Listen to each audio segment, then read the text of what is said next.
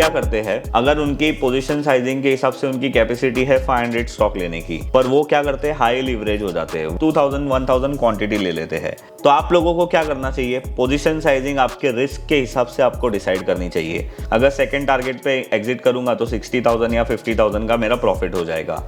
तो ये होता है पोजीशन साइजिंग। कभी कभी क्या होता है कि ब्रेकआउट हो जाता है ना 195 197 पे, तो ये स्टॉक आपको खरीदने मिलने तक ये स्टॉक 200 205 206 हो जाता है। ये मैं एक्चुअल में अपनी डेली लाइफ में यही चीज़ यूज़ करता हूँ और यही मेरा प्रोसेस होता है एक ट्रेड प्लान करने का, या फिर आप बोल सकते हो एक स्विंग ट्रेडिंग को प्लान करने का।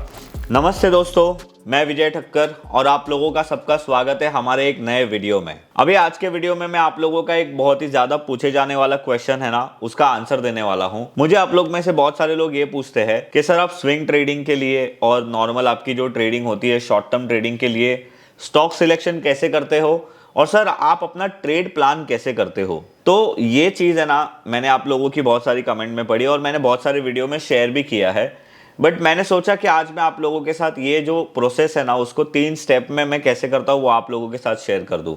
तो देखिए, अगर आप कोई भी ट्रेडिंग करते हो ना तो सबसे ज़्यादा इंपॉर्टेंट है आपका ट्रेडिंग प्लान होना, मतलब आपका जो प्रोसेस है वो इंपॉर्टेंट है। तो मैं जनरली अपनी स्विंग ट्रेडिंग हो या शॉर्ट टर्म ट्रेडिंग हो, उसके लिए मैं 3 प्रोसेस को या फिर आप बोल सकते हो कि 3 स्टेप को फॉलो करता हूँ। अभी सबसे पहला जो मेरा स्टेप है वो है स्टॉक सिलेक्शन का। उसके बाद जो मेरा दूसरा स्टेप है वो है ट्रेड प्लान का। अब ट्रेड प्लान के स्टेप में मेरा क्या होता है, जैसे एंट्री, एग्जिट, टारगेट और ये सारी चीज़ें मेरी मेंशन करता हूँ मैं एडवांस में ट्रेड होने से पहले। और जो मेरा तीसरा स्टेप होता है वो होता है मेरा पोजीशन साइजिंग और रिस्क मैनेजमेंट का। इसके अंदर मैं ये सारी चीज़ें पहले से ही एडवांस में देखता हूँ कि मुझे कितनी क्वांटिटी लेनी चाहिए, मुझे कितना परसेंटेज का रिस्क लेना है, मेरी अकाउंट अगर साइज समझो मेरा 10 लाख है तो मेरी पोजीशन साइजिंग इसमें क्या होना चाहिए एंड सो ऑन। तो आज मैं आप लोगों को है ना पूरे लाइव एग्जांपल के साथ मैं आप लोगों को बताता हूं कि मैं स्टॉक सिलेक्शन कैसे करता हूं, और उसके बाद हम लोग कुछ एग्जांपल लेके उसमें से ही लाइव और उसमें से हम लोग ट्रेड भी प्लान करेंगे। तो देखिए, आप लोगों को स्टॉक सिलेक्शन करने के लिए है ना कोई भी पेड ऐसी एप्लीकेशन या कोई भी पेड सब्सक्रिप्शन लेने की जरूरत नहीं है। आप गूगल पे आके डायरेक्ट लिख सकते हो कि 52 week high stocks in NSC और बीएससी, आपको जो भी लिखना हो। अगर आप उसमें फर्स्ट क्लिक जो आता है ना, फर्स्ट जो आपका जो जवाब होता है जो एनएससी की वेबसाइट है, आप उसको क्लिक करोगे तो आप लोगों को यहाँ पे दिखेगा कि यहाँ पे सारे जितने भी स्टॉक्स है जितने 52 वीक हाई मारा है। अभी मैं ये 17 अक्टूबर को 5:45 के आसपास रिकॉर्ड कर रहा हूँ ये वीडियो, तो आप लोगों को वो हिसाब से डेटा मिलेगा। और यहाँ पे ये अभी देखो, आप मुझे बोलोगे कि सर इसमें से ये समझो कि 100 या 200 स्टॉक है। अभी आप मुझे बोलोगे सर इसमें से कौन से स्टॉक में हमें ट्रेड करना चाहिए डायरेक्ट ये बताइए, तो वो एक अच्छी बात नहीं होगी। मैं जनरली क्या करता हूँ, मैं ये सारे स्टॉक्स को चेक करता हूँ।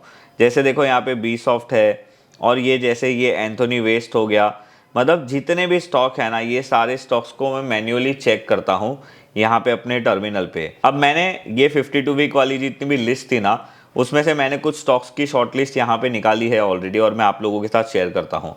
तो देखो, जैसे ये एक एग्जांपल है, इसका नाम है मैक्स फाइनेंशियल सर्विस लिमिटेड। अभी ये स्टॉक का फिलहाल मैं आप लोगों को वीकली टाइम फ्रेम का चार्ट दिखा रहा हूँ। अगर आप लोगों को स्विंग ट्रेडिंग प्लान करना है तो आप डेली टाइम फ्रेम का चार्ट देखो। अगर आप लोगों को positional to short term trade plan करना है तो आप वीकली टाइम फ्रेम का चार्ट देखो। और अगर आप लोगों को और बड़े टाइम फ्रेम का ट्रेड प्लान करना है, 6 महीना, 1 साल या 1 साल से ऊपर, तो आप मंथली टाइम फ्रेम का चार्ट देखो। टाइम फ्रेम कौन सा देखना है वो तो बहुत सिंपल है, वो मैंने आप लोगों को बता दिया। अभी मैं यहाँ पे कुछ शॉर्ट टर्म ट्रेड के लिए प्लानिंग कर रहा था, तो मैं वीकली टाइम फ्रेम के एग्जांपल में आप लोगों को समझाता हूँ। अभी देखो, यहाँ पे मैक्स फाइनेंशियल हमारी 52 वीक हाई वाली कैटेगरी में आया। अब मुझे ये स्टॉक अच्छा क्यों लगा मैं आप लोगों को बताता हूँ।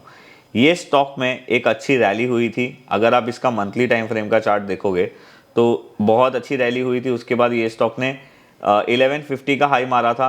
अभी हम आ जाते हैं वीकली टाइम फ्रेम पे। उसके बाद ये स्टॉक अच्छा खासा नीचे गिरा, ऑलमोस्ट आप बोल सकते हो कि हाफ से भी ज़्यादा नीचे गिर गया था। अभी ये स्टॉक में यहाँ पे एक चीज़ अच्छी क्या हो रही है आप यहाँ पे नोटिस करिए। ये स्टॉक ने यहाँ पे वापस से 600 रुपये से एक 940-50 रुपीज़ तक की रैली ली, और अभी यहाँ पे थोड़ा कूल डाउन हो रहा है।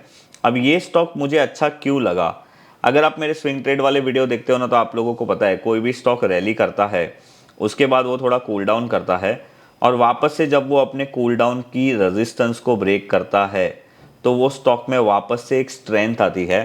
तो यहाँ पे आप एडवांस में ट्रेड प्लान कर सकते हो। तो अभी मैक्स फाइनेंशियल में मेरा ट्रेड प्लान क्या होगा।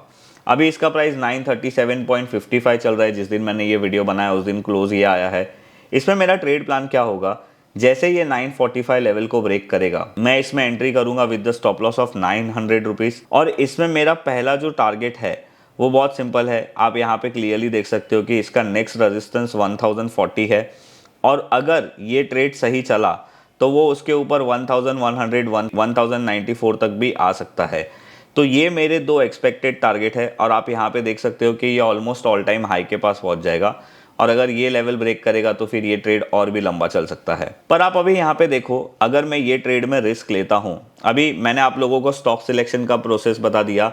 अभी हम लोग स्टेप 2 में काम कर रहे हैं हमारे ट्रेड प्लानिंग में। अभी मैं यहाँ पे मैंने देख लिया कि मेरी टारगेट, मेरी स्टॉप लॉस, मेरी एंट्री कैसी होगी।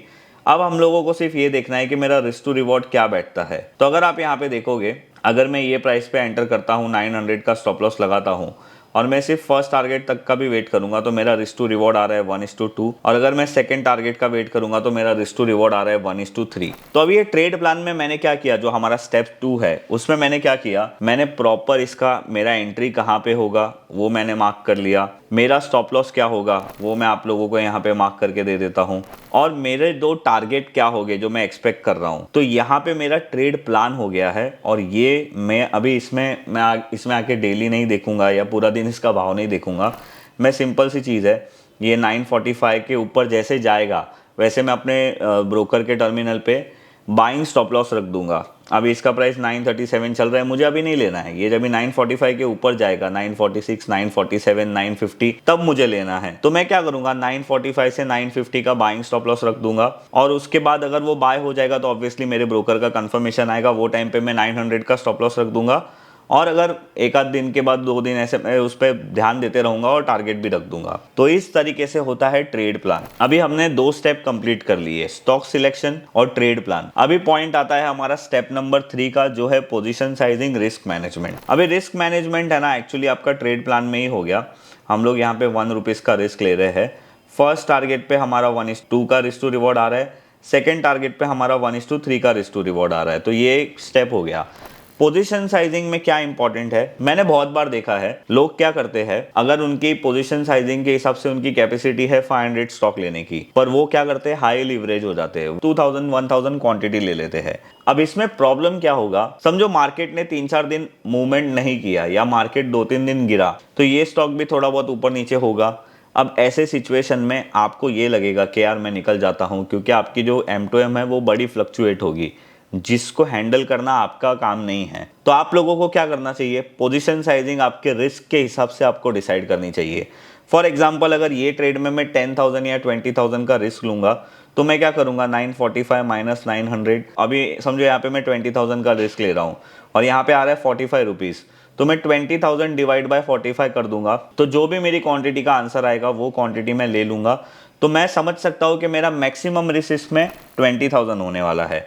और अगर मैंने फर्स्ट टारगेट पे एग्जिट की तो 40,000 का प्रॉफिट, अगर सेकंड टारगेट पे एग्जिट करूंगा तो 60,000 या 50,000 का मेरा प्रॉफिट हो जाएगा। तो ये होता है पोजीशन साइजिंग। अभी पोजीशन साइजिंग पे आप लोगों को डिटेल में वीडियो देखना है तो मैंने हमारे चैनल पे ऑलरेडी बनाया है, आपको मैं यहाँ पे लिंक दे दूंगा, आप वहाँ पे जाके देख लेना। तो ये हो गया मेरा ट्रेड नंबर 1 का प्लानिंग। ये वाले लिस्ट में से ही मैंने ये स्टॉक को निकाला था। अभी मेरा ट्रेड नंबर 2 का प्लान क्या है, और वो स्टॉक का नाम है GE पावर इंडिया लिमिटेड। ये भी मैंने वही 52 वीक हाई वाली लिस्ट में से इसका नाम निकाला है।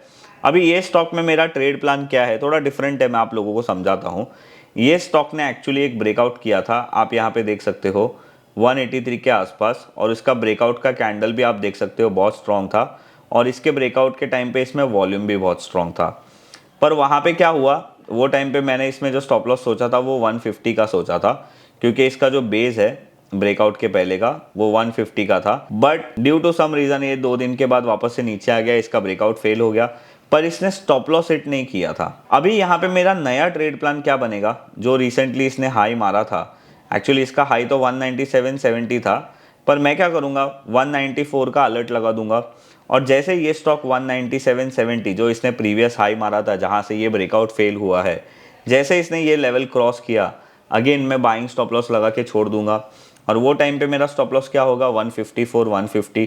अब देखो यहाँ पे मेरा स्टॉप लॉस बड़ा है, पर यहाँ पे जो मेरा ट्रेड प्लान है ना वो भी बहुत बड़ा है। मेरा जो फर्स्ट एक्सपेक्टेड टारगेट है वो है 266 और मेरा जो दूसरा एक्सपेक्टेड टारगेट है वो यहाँ पे आप क्लियरली देख सकते हो एज पर रेजिस्टेंस 332 आ रहा है।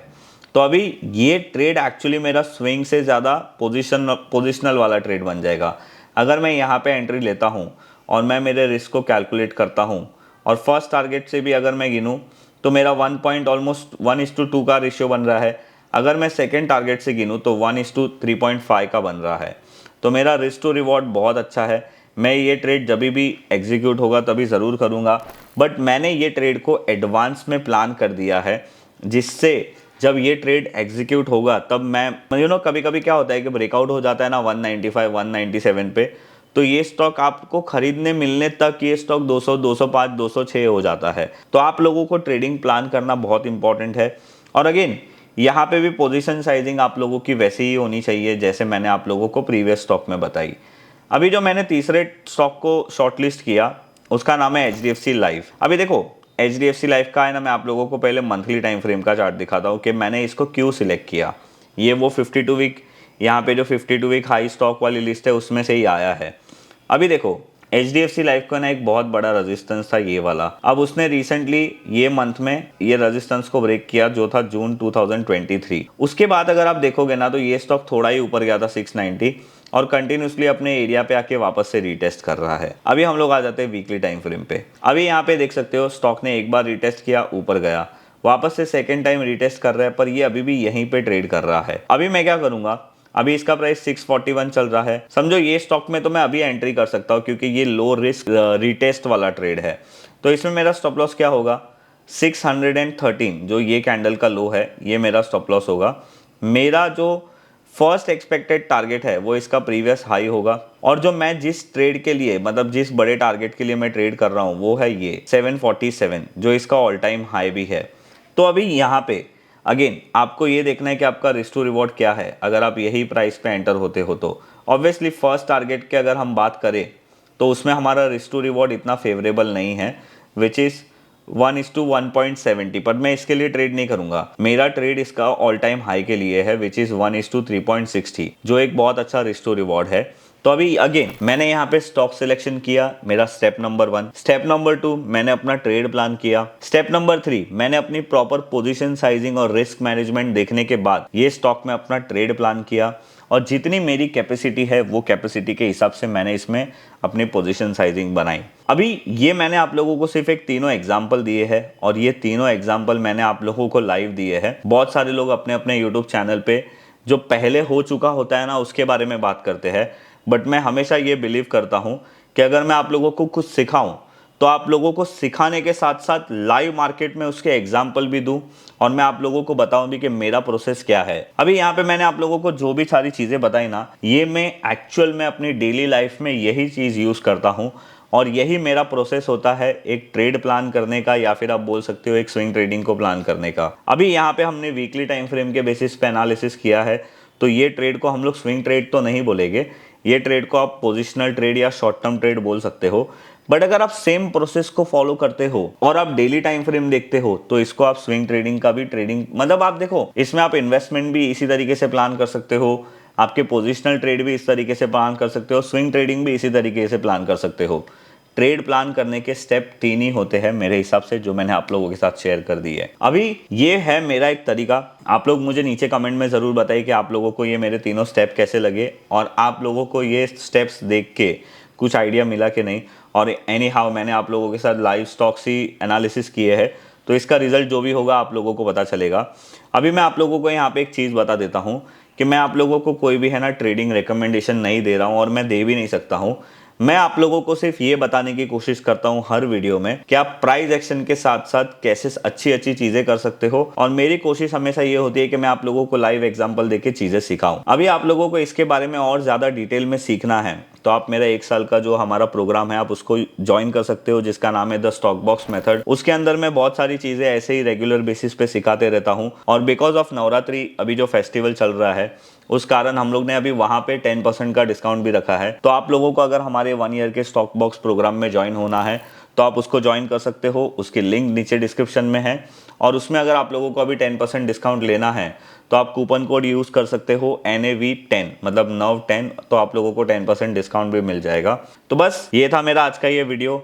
आई होप आप लोगों को ये मेरा वीडियो अच्छा लगा होगा और मेरा ट्रेडिंग प्लान करने का ये जो स्टेप है वो अच्छा लगा होगा। अगर पसंद आया है तो लाइक ज़रूर करिए। आप लोगों के लाइक्स मेरे को बहुत मोटिवेट करते हैं। और आप लोगों ने इसमें कुछ भी नई चीज़ें सीखी है तो कमेंट ज़रूर करिए। और अगर आप लोग अभी तक मेरे चैनल को सब्सक्राइब नहीं किया हो तो मुझे पता चलता है हमारे एनालिटिक्स में कि 60% लोग ने अभी तक सब्सक्राइब नहीं किया है, सिर्फ 40% लोगों ने ही सब्सक्राइब किया है जो वीडियो देखते हैं। तो मैं आप लोगों को रिक्वेस्ट करूंगा कि सब्सक्राइब ज़रूर करिए, तो हम लोग 2 लाख तक जल्दी पहुंच जाएंगे। ये हमारे सबके लिए एक बहुत अच्छी बात होगी। तो बस मैं मिलूंगा आप लोगों को ऐसे ही नेक्स्ट कोई वीडियो में, तब तक के लिए बाय बाय।